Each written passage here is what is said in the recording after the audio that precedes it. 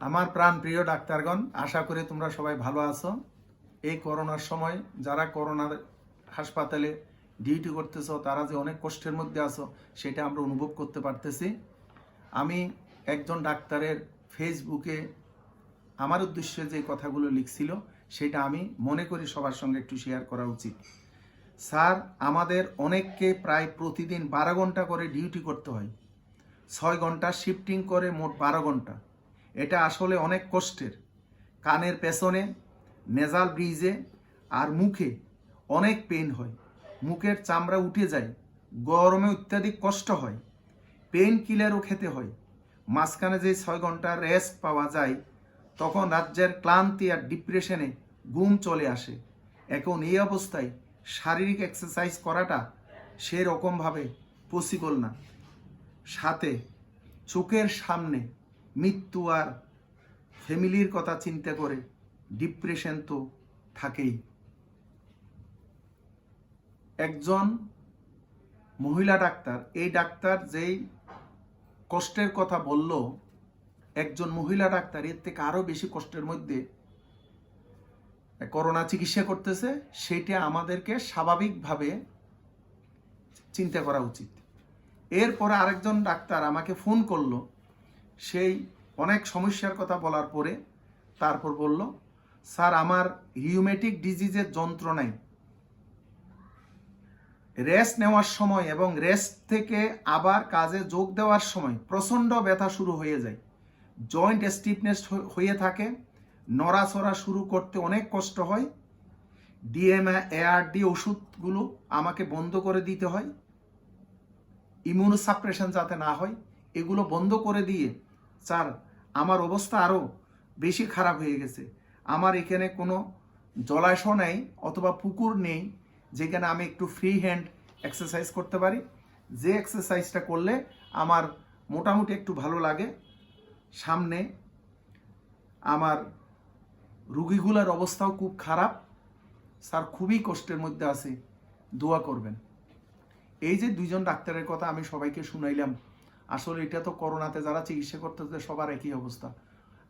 আমরা যারা ঘরে বসে আছি, এই যে তাদের এই ফিলিংস, তাদের এই কষ্ট আমাদেরকে বুঝতে হবে। যদি আমরা যদি বুঝি তাইলে তাদের সার্থকতা।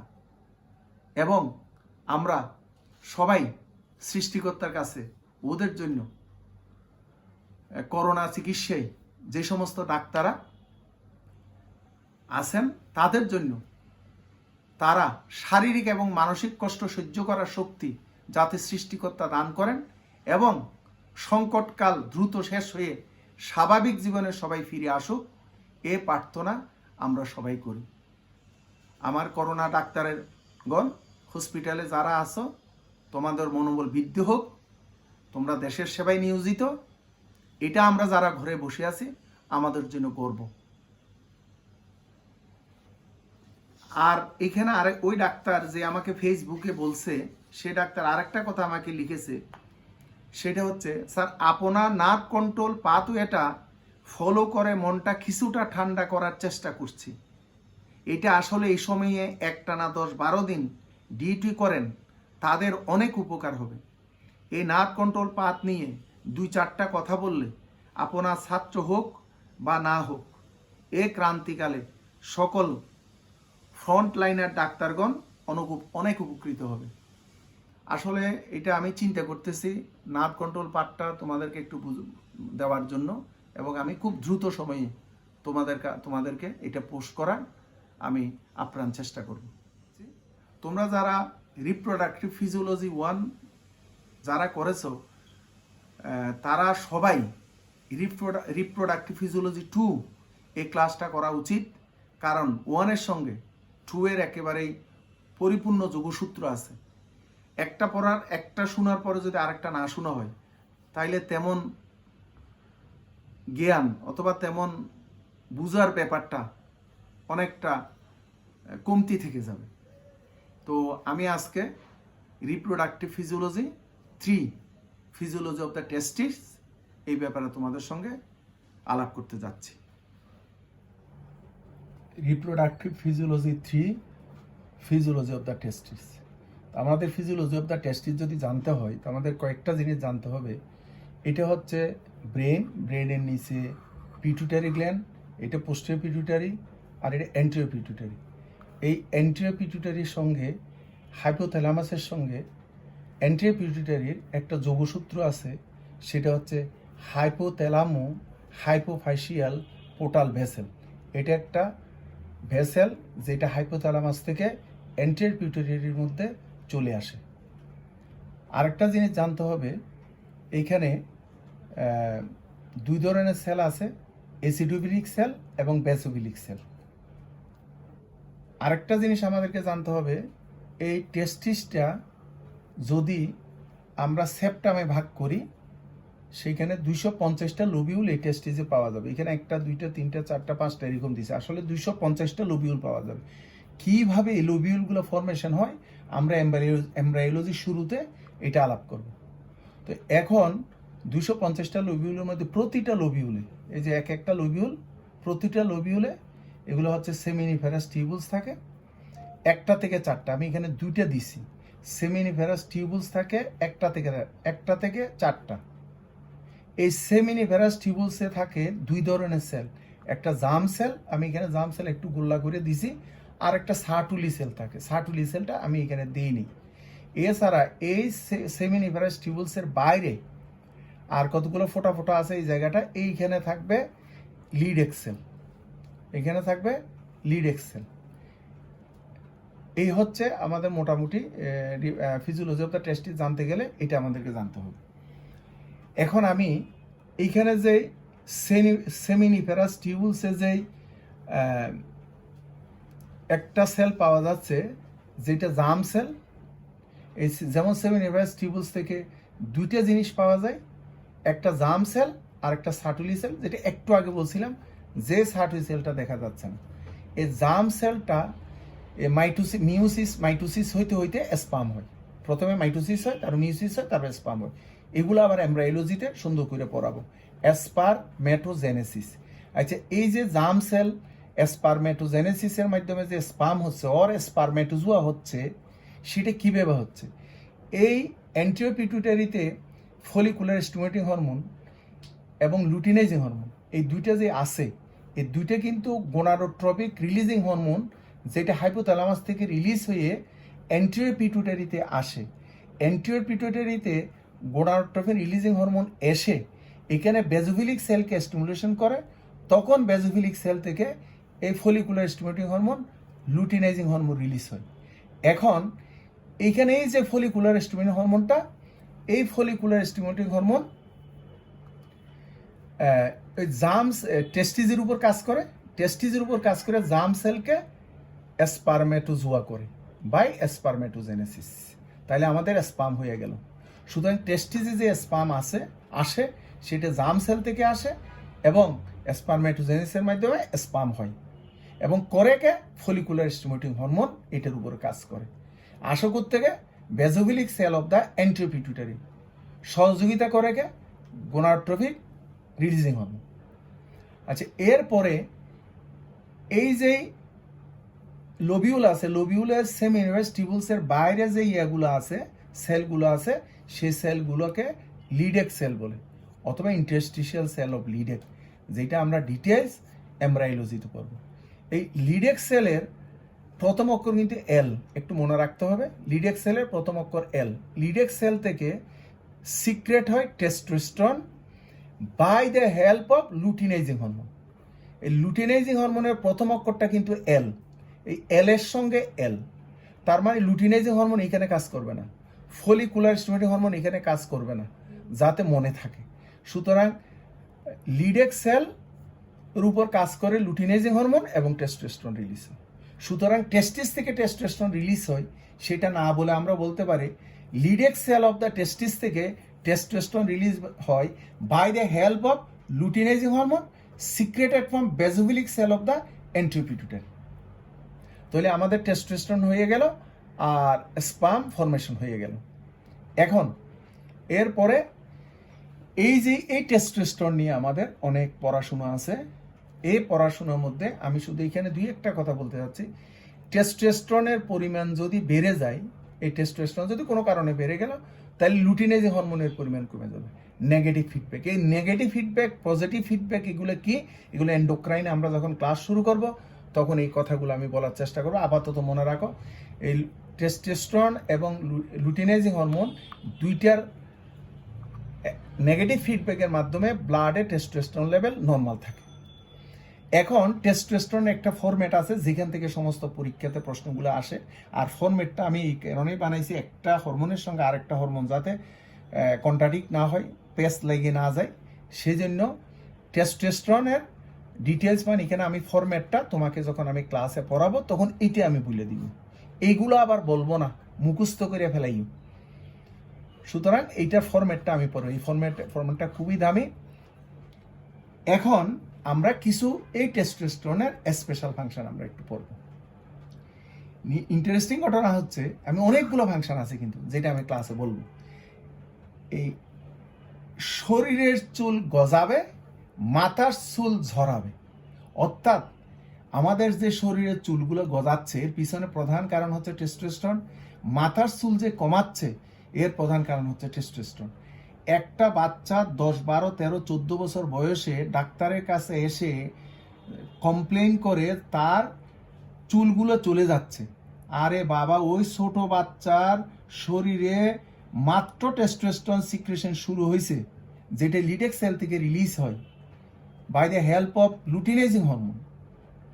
এখন ওইটা তার শরীরে প্রথমবার আক্রান্ত করছে, আক্রান্ত বলতে বোঝাচ্ছি তার শরীরে প্রথমবার এটা সিক্রেশন হয়েছে, সেই জন্য ওরা তো চুল পছন্দ করে না, সেই জন্য চুলগুলোকে ফেলে দিচ্ছে। প্রথমে বেশি ফেলবে, কারণ টেস্টোস্টেরন এসে একটা আস্তে আস্তে ওর কাজটাকে অ্যাডাপ্ট হইতে হবে শরীরের মধ্যে। সেই জন্য কোনো একজন 14-15 বছর বয়সে কেউ যদি এসে চুল পড়িয়া যাচ্ছে কথাটা বলে, তাহলে আমার মনে হয় তাকে তেমন কোনো ওষুধপত্র দেওয়ার দরকার নাই, এটি বুঝিয়ে দিলেই আমার মনে হয়ে যাবে। আর যদি সেই বেশি চাই, না কোনো অবস্থাতে যেভাবে হোক আমার চুল চাই, মাথার মধ্যে আমার চুল চাই, তাহলে টেস্টিসটা কেটে দিতে হবে যাতে টেস্টোস্টেরন রিলিজ না হয়। এখন কি করবা?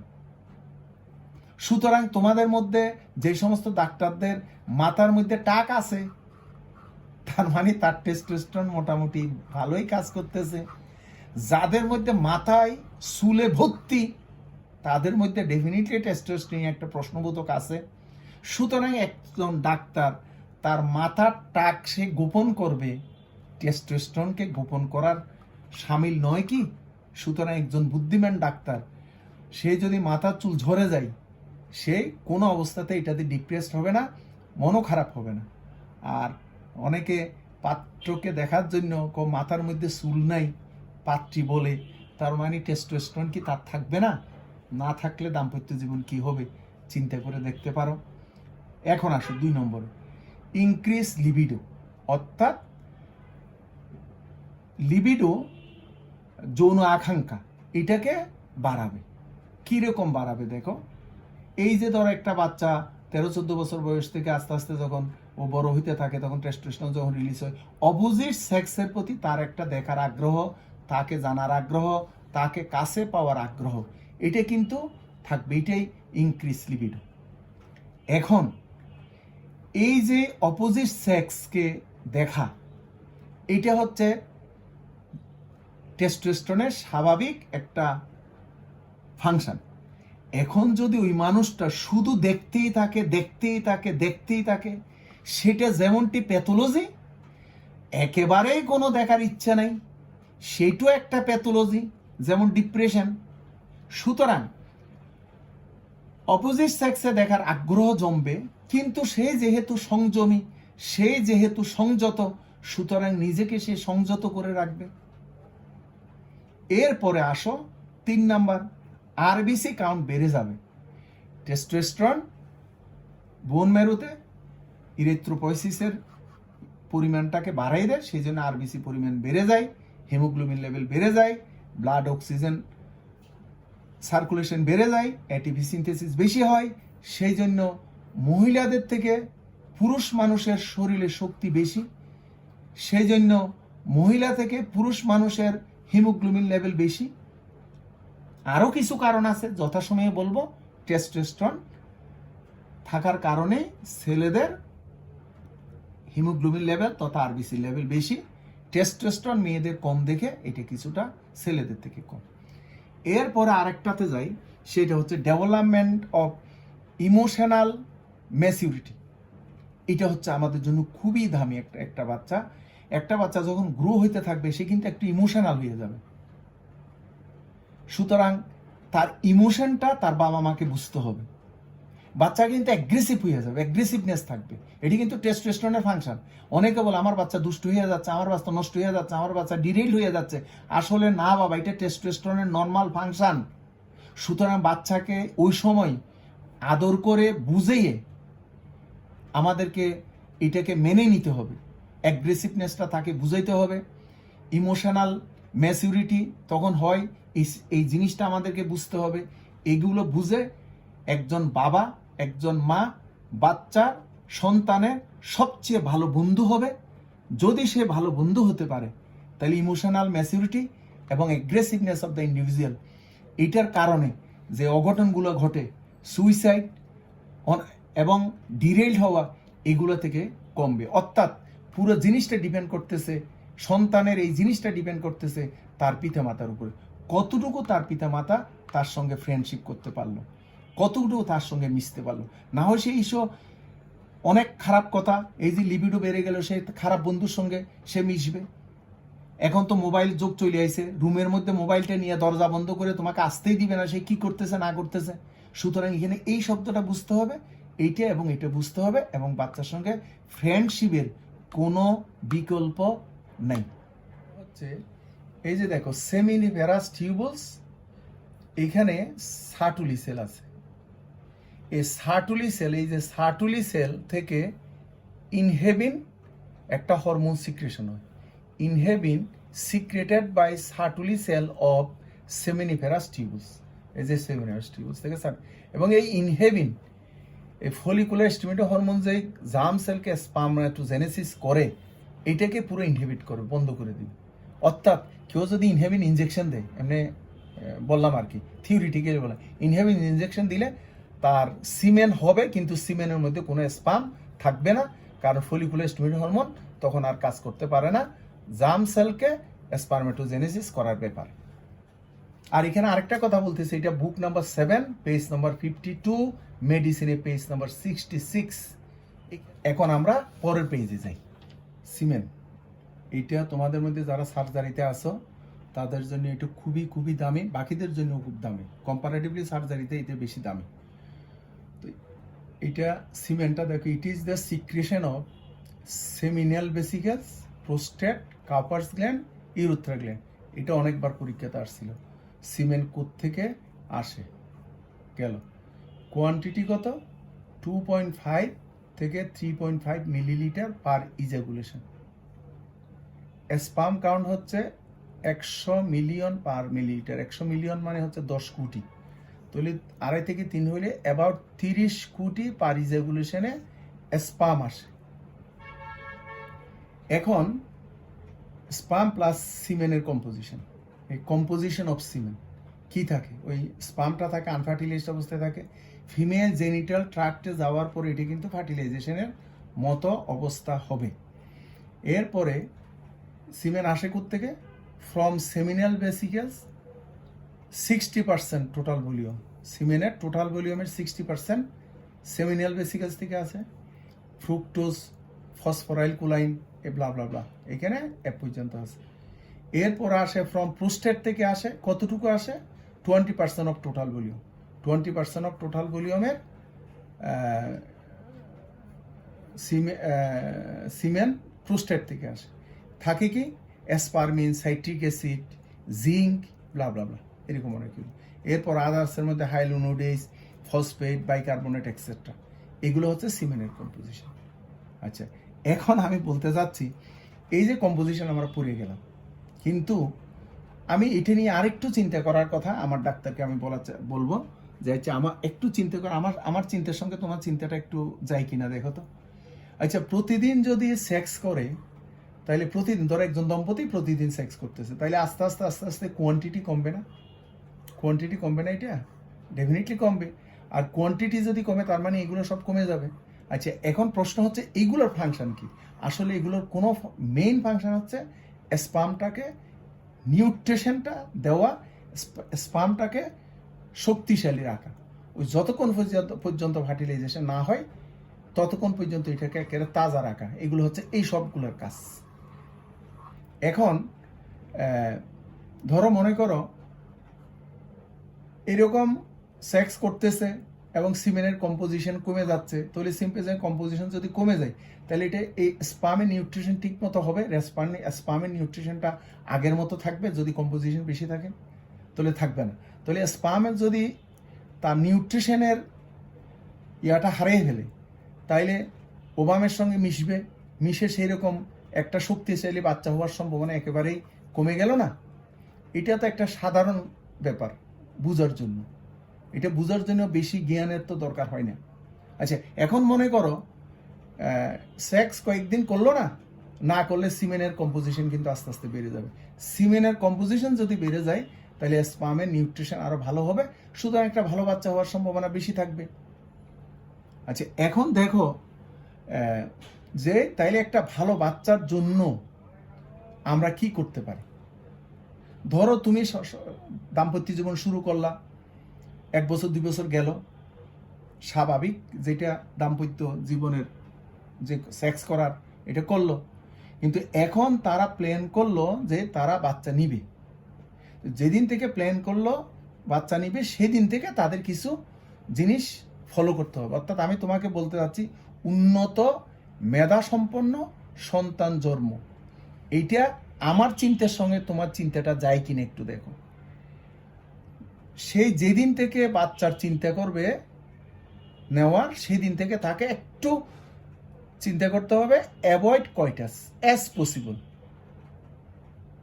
অর্থাৎ যখন থেকে বাচ্চা নেওয়ার চিন্তা করবে তখন তাকে একটু সংযত হইতে হবে। Avoid কয়টাস as possible. কেউ যদি 3 দিন পারে তাহলে ভালো, 4 দিন, 7 দিন, 10 দিন, 15 দিন, অ্যাজ পসিবল, অ্যাজ পসিবল। কারণ আমার যাতে সিমেনের কম্পোজিশনটা ভালো থাকে, এই উদ্দেশ্যটা যাতে আমাদের থাকে। এরপরে এই যে সুন্দর চিন্তার অভ্যাস করতে হবে। তোমরা আশ্চর্য হয়ে যাবা, ওই ফার্টিলাইজেশনের যে কয়টাস, ওই কয়টাসের সময় একজন দম্পতি যে চিন্তাটা করবে সেই চিন্তা মোতাবেক কিন্তু বাচ্চাটা হয়। সেই জন্য সুন্দর চিন্তার অভ্যাস করতে হবে। একজনে সংসার করতেছে, সে পরকীয়া করতেছে, তাহলে তার মন তো অসুন্দর, তাহলে অসুন্দর জেনেটিক্সে আমি সেটা পড়াবো। একেবারে একজন অসুন্দর বাচ্চা, অসুন্দর মনের বাচ্চা তার জন্ম হবে। আমরা কিন্তু অনেক সময় বলি ভালো মানুষের সন্তান সাধারণত খারাপ হয়, মানে সাধুর ছেলে শয়তান হয়, হাজির ছেলে পাজি হয়। আসলে ঘটনাটা তা নয়। ভালো মানুষের সন্তান খারাপ হয় আসলে না। যে ভালো মানুষটার কথা বলছিলাম সে কিন্তু পরবর্তীতে ভালো হয়েছিল, কিন্তু বাচ্চাটা জন্ম দেওয়ার সময় যে ফার্টিলাইজেশনের সময় যে কয়টাস করছিল ওই সারাউন্ডিং সময়ে সে কিন্তু খারাপ ছিল। ক্লাসে যদি থাকতা অনেকগুলো এক্সাম্পল আমি তোমাকে দিতাম। যা হোক, এরপরে সাধুর ছেলে শয়তান হয় আসলে না, সে শয়তান সাধু হয়েছিল পরে, আগে ছিল শয়তান, ঠিক ওই সময় বাচ্চাটা হয়ে গেছে। একইভাবে হাজির ছেলে হাজি হবে, কোনোদিন পাজি হবে না। পরবর্তীতে হাজি করছে, কিন্তু প্রথম জীবনে সে একটু অসুন্দর ছিল, সেই জন্য অসুন্দর বাচ্চা হবে। সুতরাং এখানে সবচেয়ে দামি একটা জিনিস আমি মনে করি আমার সঙ্গে তোমার চিন্তাটা যাবে, সেটা হচ্ছে সুন্দর চিন্তার অভ্যাস করা। কারণ তুমি একটা কথা চিন্তা করো, আমাদের কিন্তু 5টা 10টা 10টা 15টা 20টা 40টা বাচ্চা হবে না, আমাদের 1টা 2টা 3টা বাচ্চা হবে। সুতরাং এই 1টা 2টা 3টা বাচ্চার জন্য আমাদেরকে একটু তো চেষ্টা করতেই হবে। এরপরে আচ্ছা, সৃষ্টিকর্তার কাছে প্রার্থনা করা, এটা হয়তো অনেকে এটা শুনলে যারা মেডিকেল, যারা নন মেডিকেল অথবা মেডিকেলে আমার যারা স্টুডেন্ট না তারা শুনলে বলবে যে এগুলো আবার কি কথা। আরে বাবা, এগুলো অনেক চিন্তা ভাবনা করে অনেক বছর, আমি 21 বছর পড়াচ্ছি, আমি 21 বছর ফলো করতেছি, আমার অভিজ্ঞতাই শুধু তোমার সঙ্গে শেয়ার করতেছি। তুমি এটাকে পছন্দ করতেও পারো, নাও করতে পারো, এটা তোমার একান্ত ব্যক্তিগত ব্যাপার। তবে আমার ডাক্তার যারা, তারা এটা 100% ফলো করবা, স্ট্রিক্টলি ফলো করবা। কারণ তোমাকে ভালো বাচ্চা হইতে হবেই, তোমার ভালো বাচ্চা হইতে হবেই। তাহলে এখন সৃষ্টিকর্তার কাছে প্রেয়ার করতে হবে অনেক দিন থেকে, যখন তুমি বাচ্চা নেওয়ার ইয়ে করবে। আচ্ছা, এই পর্যন্ত তো সৃষ্টিকর্তার কাছে আমরা দুই হাত তুলে অনেক প্রার্থনা করি না, কিন্তু একবার চিন্তা করো তো, বাচ্চা, ভালো বাচ্চা আসার জন্য কয়জনেই বা প্রার্থনা করে, কজনেই বা সৃষ্টিকর্তার কাছে দোয়া চায়, হে সৃষ্টিকর্তা আমাকে তুমি একটা ভালো বাচ্চা দাও, এটি কিন্তু চাই না। সুতরাং সৃষ্টিকর্তার কাছে তোমার অবশ্যই ঈমান থাকতে হবে, ওনার কাছে চাইলে তুমি পাবা এবং উনি তোমার ইচ্ছে পূরণ করবেন। সুতরাং একজন ডাক্তারের এটা করতে হবে, কারণ আমার উন্নত মেধা সম্পন্ন সন্তানের দরকার। এছাড়া যেমন আমি ভিটামিন ই, জিঙ্ক, আদার্স কিছু খাওয়ার কথা বলছি 2-3 মাস 4 মাস আগের থেকে, যেদিন থেকে বাচ্চা নিবে ঠিক এর আগের থেকে। অনেকে বলে বাচ্চা পেটে আসলে 3-4 মাস পর থেকে আয়রন ট্যাবলেট, আয়োডিন, এগুলো একটু ঠিক আছে কিনা দেখতে হবে। এর থেকে ফিমেলের দেখাচ্ছে মেলে যে স্পামটা যাবে একটা ভালো স্পাম যাওয়ার জন্য, তাইলে তাকে আগের থেকে এই জিনিসগুলো করতে হবে। তাকে ভিটামিন ই ক্যাপ খাইতে হবে প্রতিদিন একটা করে, জিঙ্ক খাইতে হবে দিনে 2টা করে 3টা করে, এটা বেশি খাইলেও কোনো অসুবিধা হয়। এবং আদার্স বলছে যে ভিটামিন ওষুধগুলো A to Z, যে কোনো water soluble vitamin, fat soluble vitamin, এগুলো, কারণ এইগুলোর কম্পোজিশনগুলো এখানে আছে, কিন্তু এগুলোর কম্পোজিশন এখানে আছে। আর অ্যাভয়েড কয়টাস অ্যাজ পসিবল, কেন এই সিমেনের মধ্যে জিঙ্ক আছে, ফ্রুকটোজ আছে, তার সাইট্রিক অ্যাসিড আছে, একটা স্পামকে শক্তিশালী করার জন্য এগুলো খুবই গুরুত্বপূর্ণ ভূমিকা রাখে। সুতরাং আমি ডেফিনেটলি আশা করতে পারি তোমার একটা ভালো সন্তান হবে। এখন আমরা অন্যদিকে একটু যাই। এই যে অনেকে বলে, এই যে ছোটকালে যেমন মাস্টারবেশন করে এই যে সিমেন্টগুলা শরীর থেকে নষ্ট করে ফেলে, এখন এটা আসলে মাস্টারবেশন কতটুকু উপযোগী সেটা আসলে আমাদের জানার দরকার আছে। আচ্ছা, এই জিনিসগুলো এখানে সিমেন্টের কম্পোজিশন, এতগুলো জিনিস, ফ্রুকটোজ, এটা আমাদের রেডিমেড এনার্জি করে, অ্যাসকর্বিক অ্যাসিড আমাদের শরীরে ব্লাড ভেসেল, বোনকে শক্ত করতে সহযোগিতা করে, জিঙ্ক নার্ভাস সিস্টেমকে শক্ত করতে সহযোগিতা করে, সাইট্রিক অ্যাসিড প্রচুর পরিমাণে এনার্জি দিবে। এরপর আর কোলেস্ট্রলগুলো, অনেকে বলে বেশি কোলেস্ট্রল খারাপ, কিন্তু স্বাভাবিক কোলেস্ট্রলগুলো আমাদের স্টেরয়েড হরমোনগুলো তৈরি করতে হেল্প করবে। সুতরাং এগুলোর গুরুত্ব অপরিসীম। যদি একটা ম্যাচিউর বাচ্চা 12-13 বছর 14 বছর থেকে যদি মাস্টারবেশন করে, তাহলে এই সিস্টেমগুলো, এতগুলো জিনিস শরীর থেকে চলে যাচ্ছে না। আচ্ছা, এগুলো শরীর থেকে চলে গেলে কি হবে? আমরা জানি, আমাদের মেডিকেল সায়েন্সে বলে যে জেনিটাল অর্গান পরিপূর্ণভাবে ডেভেলপ হইতে 21 বছর বয়স পর্যন্ত সময় লাগে। মানে ওর বয়স 21 বছর পর্যন্ত ওর জেনিটাল অর্গান ডেভেলপ হইতে এটা লাগে। 21 বছরে তার জেনিটাল অর্গান ডেভেলপ পরিপূর্ণভাবে শেষ হবে। আচ্ছা, এই জেনিটাল অর্গান ডেভেলপ, এইখানে কিন্তু ইয়াটা আছে, এই যে genital organ, reproductive organ, body, brain, এগুলো 21 বছর, 20 বছর পর্যন্ত এখানে আছে, 21 বছর পর্যন্ত এগুলা লাগে। এখন কেউ যদি মাস্টারবেশন করে, তাইলে তার জেনিটাল অর্গানগুলো দুর্বল হয়ে যাবে না? দুর্বল অর্গানে কতটুকু সে ভবিষ্যতে আনন্দ পেতে পারে, কতটুকু সে পরিতৃপ্ত হইতে পারে? সুতরাং এই 21 বছর পর্যন্ত এই জিনিসগুলোকে তার শরীরে ধরে রাখতে হবে, কারণ এটা জেনিটাল অর্গানকে পরিপূর্ণভাবে ডেভেলপ করে। আচ্ছা, 12-14 বছর যদি কেউ যদি বলে যে না আমি এটা বিশ্বাস করি না, মাস্টারবেশন করতে হবে, যারা করছে তাদের হিস্ট্রি নিয়ে দেখো তুমি, এরা বিয়ের 2-3 বছরের মধ্যেই ওদের জেনিটাল অর্গান আর ঠিক মতো কাজ করতে পারে না। ক্লাসও হইলে সুন্দর করে আমি বোঝানোর চেষ্টা করতাম, এখানে একটু রেস্ট্রিকশন আছে, সেই জন্য একটু কথাও আমাকে ওইভাবে বলতে হচ্ছে। আচ্ছা, এরপরে আসো, at what age is the brain fully developed? Although brain developed is subject to significant individual variation, most experts suggest that the brain is fully developed by age 25. mentalhealthdaily.com। সুতরাং এটা একটা রিলায়েবল সোর্স। ব্রেন ডেভেলপ হওয়ার জন্য আমাদের 25 বছর সময় লাগে, শরীরের সমস্ত অর্গান ডেভেলপ হওয়ার জন্য 21 বছর সময় লাগে। এবং এই দুইটা জিনিস ডেভেলপ হওয়ার জন্য এই কম্পোজিশনগুলো আমাদের বেশি পরিমাণে দরকার। কারণ আমরা জানি জিঙ্কের কাজ করবা, অথবা আমি যখন ভিটামিন পড়াবো এবং মেটাবলিজম সবগুলো পড়াবো, তখন এই ফিজিওলজি পুরো শেষ হয়ে যাবে, তখন এইগুলোর ফাংশন যে কি দামি সেটা তুমি বুঝতে পারবে। তবে এইটুকু বলে রাখি, মাস্টারবেশন যে করছে তারা এই যে 2-1 বছর পরে, বিয়ের 2-1 বছর পরে অসুন্দর রেজাল্টের জন্য, আরে জেনিটাল অর্গান ঠিক মতো কাজ করবে না তো। অনেকে বলে এক স্টুডেন্ট আমাকে ফোন করে বলছিল, স্যার ঢাকা ইউনিভার্সিটিতে একজন ইউটিউবের সার্চে মাস্টারবেশন যদি না করা হয় ছোট বাচ্চাদের, তাহলে সেমিন এভারেজ টিউবগুলো ব্লক হয়ে যাবে সিমেনের জন্য। আরে বাবা, এটা কোন ধরনের কথা হইলো? সিমেনের জন্য নাকি ওই যে স্পামগুলো একসঙ্গে এখানে ব্লক হয়ে থাকবে, তাইলে সমস্যা হবে। কেন সমস্যা হবে? এইখানে এই যে সেমিনিভার্স টিউবুল যে স্পামগুলো, জাম সেল থেকে যে স্পামগুলো হবে, এগুলো যখন পরিপূর্ণতা লাভ করবে, তখন আমরা সেল ইনজুরিতে পড়ছিলাম না, অ্যাপোপ্টোসিস, এই অ্যাপোপ্টোসিসের মাধ্যমে আশেপাশের সেলগুলোকে এগুলোকে এনগাল্প করে নেবে। তার মানে স্পামটা শরীরের মধ্যে আবার চলে যাবে। সুতরাং স্পামের অনেকগুলো ভালো ভালো কম্পোজিশন আছে, সেই কম্পোজিশনগুলোকে শরীরের মধ্যে চলে যাবে, সেই জন্য বাচ্চাগুলো অনেক এনার্জেটিক হবে। এখন দেখো আমি এইদিকে আসি। সুতরাং অ্যাবাউট মাস্টারবেশন, এই ব্যাপারে বাবা তোমরা একেবারে বাচ্চাদের ব্যাপারে খুবই সাবধানে থাকো। আর যদি কেউ আমার সঙ্গে এটার ব্যাপারে চ্যালেঞ্জ করতে আসে, আমি আমার ডাক্তারের মাধ্যমে তাকে চ্যালেঞ্জ থ্রো করলাম। আমি মেডিকেল সায়েন্সের প্রতিটা জায়গা দেখে তোমাকে বলবো মাস্টারবেশন একেবারে হারাম হারাম। এরপর আসো, আমি তো মনে করি সিমেনের যে কম্পোজিশন, এটা হবু স্ত্রীর একটা আমানত। তোমার কাছে তোমার হবু স্ত্রী আমানত রাখছে, এই সিমেন্টটা তুমি ধরে রাখবে। এখন একজনের আমানত যদি তুমি খরচ করে ফেলাও, তাইলে তুমি নিজেই চিন্তা করো কত ধরনের তুমি গুনার কাজ করতেছো, পাপের কাজ করতেছো। সুতরাং এটা খরচের একমাত্র দায়িত্ব তার স্ত্রী।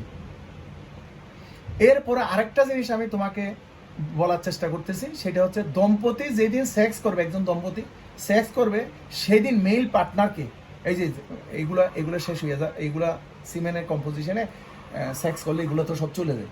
সুতরাং চলে গেলে হ্যাঁ অনেক আমাদের অ্যাডাপ্টেশন আসে, কিন্তু বেশিরভাগ সময়ে এগুলো কিন্তু অ্যাডাপ্টেশন হয় না। আমাদের দেশে তো খাওয়া দাওয়ার অবস্থাও খারাপ।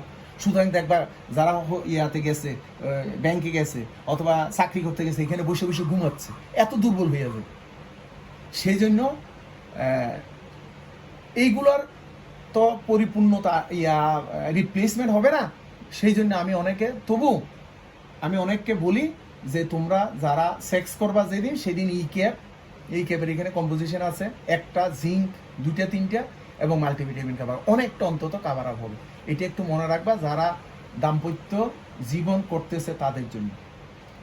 এখন দেখো, রাত জেগে অশ্লীল সিনেমা যখন দেখতে থাকবা, তখন এই সেমিনেশন, এই যে স্বপ্ন দোষ, নাইট পাস, এগুলো হওয়ার সম্ভাবনা বেশি থাকে। সুতরাং এটা রাত জেগে অশ্লীল সিনেমা দেখলে রাত জেগে, রাতের মধ্যে যারা মানুষ সবাই ঘুমিয়ে পড়ে, তো শয়তান তলে কার কাছে, যারা ঘুমাইতে গেছে তার কাছে যাবে। তখন যারা জায়গা থাকে তাদের অ্যাটাক করে তোমাকে আরো শয়তান বানিয়ে ফেলবে।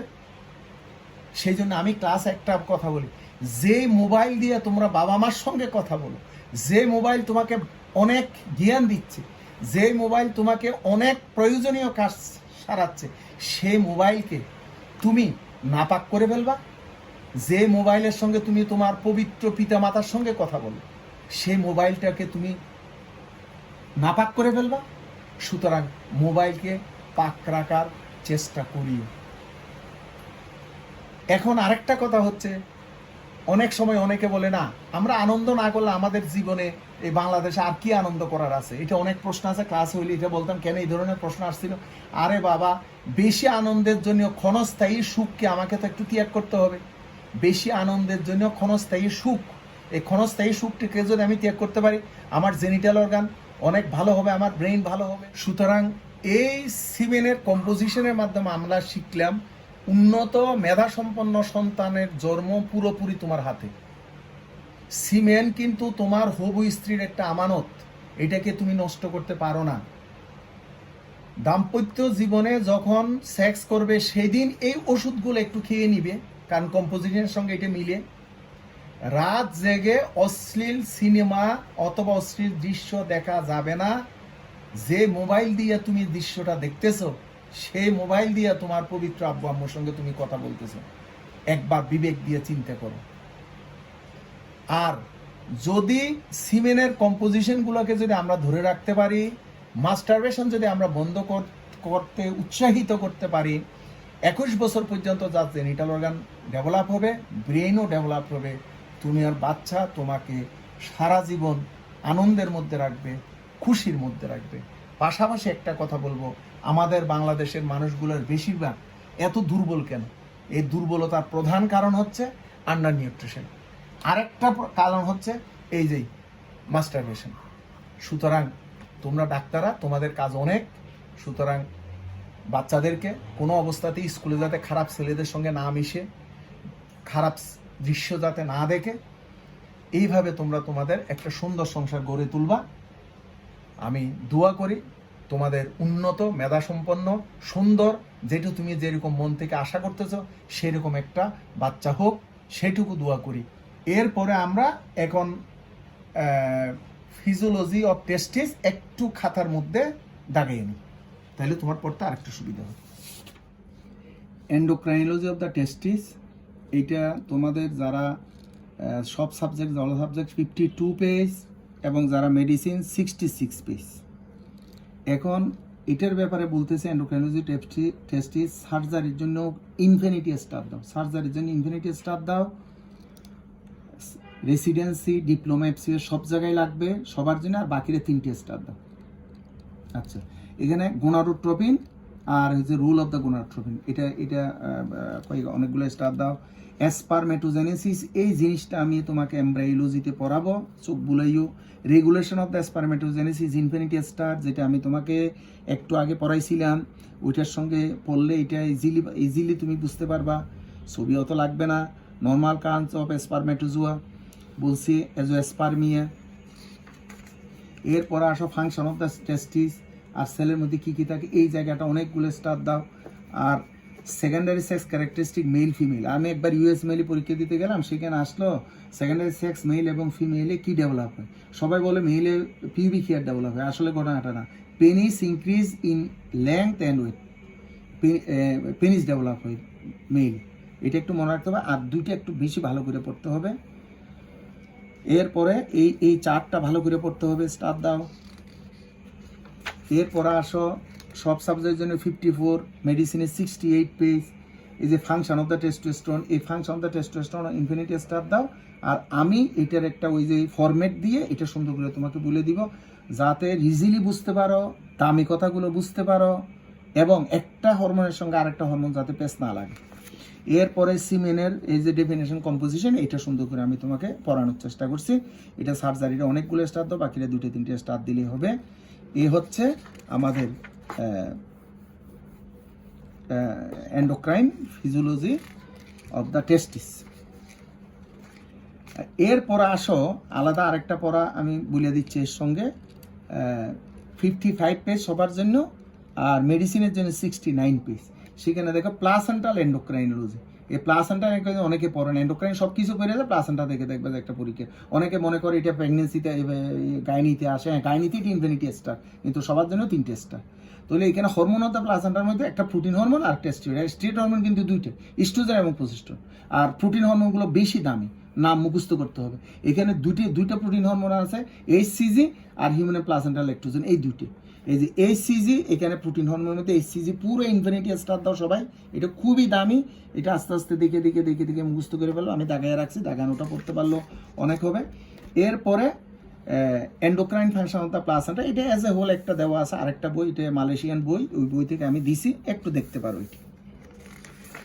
এরপর আসো মেডিসিনের পেজ নাম্বার 71, বাকিদের page number 57, puberty and menopause. আচ্ছা, পিউবার্টি এবং মেনোপোজের মধ্যে তোমার এই যে যারা পিডিয়াট্রিক্স, তারা এই পিউবার্টিটা একটু বেশি ভালো করে পড়ে ফেলবা, ইনফিনিটি স্টার দাও, আর বাকিদের 2-3টে স্টার দিলে হবে। আর এই যে এখানে একটা এর পরের পেজ হলো 58 পেজ, মেডিসিনে 72 পেজ। এখানে দেখো পিকোসিয়াস পিউবার্টি আছে না, এটা পেডিয়াট্রিক্স ইনফিনিটি স্টার, বাকিরা 3টে স্টার দাও। আর delayed puberty, paediatrics infinity star দাও, ডিলেড পিউবার্টির কজ, আর বাকিরা 3টে স্টার দিলে হবে। আর এখানে আর তেমন কিছু লাগবে না, দাগানগুলো একটু করে ফেলবা। এরপর আসো মেনোপোজ। মেনোপোজ গাইনিদের জন্য ইনফিনিটি স্টার, বাকিদের জন্য দাগানগুলো একটু ভালো করে পড়লে হবে। তবে কয়েকটা জিনিস আমি তোমাকে বলে দিতে চাচ্ছি, সেটা হচ্ছে এইজ অফ মেনোপোজ, এটা একটু দামি জিনিস। এন্ড্রোজেন কীভাবে কাজ করে একটু দেখবা। তবে এইখানে এই যে এইজ যখন হয়ে যাবে, মেনোপোজ যখন হয়ে যাবে, বোন মেটাবলিজম কীভাবে হবে, কি হবে বোন মেটাবলিজমে, কার্ডিওভাস্কুলার সিস্টেম, এই দুটো খুবই দামি। আর এরপরে মেনোপজাল সিন্ড্রোমটা একেবারে ইনফিনিটি স্টার দাও, মেনোপজাল সিন্ড্রোম কী কী হয় এবং কেন হয়, এই যে হট ফ্লাশ এগুলো কেন হয়, আর এখানেও দাগানো আছে, এগুলো একটু পড়বা। সাইকোলজিক্যাল কী সমস্যা হয় এটাও খুব দরকারি। এরপরে যেমন ক্যালসিটোনিন ইনহিবিট বোন রিঅ্যাবজর্পশন, এটা একটু দেখবা। এরপরে hormone replacement therapy in cardiovascular protective, এটা একটু সুন্দর করে দেখে নিবে, এটা একটু দামি পড়া। এ হচ্ছে তোমার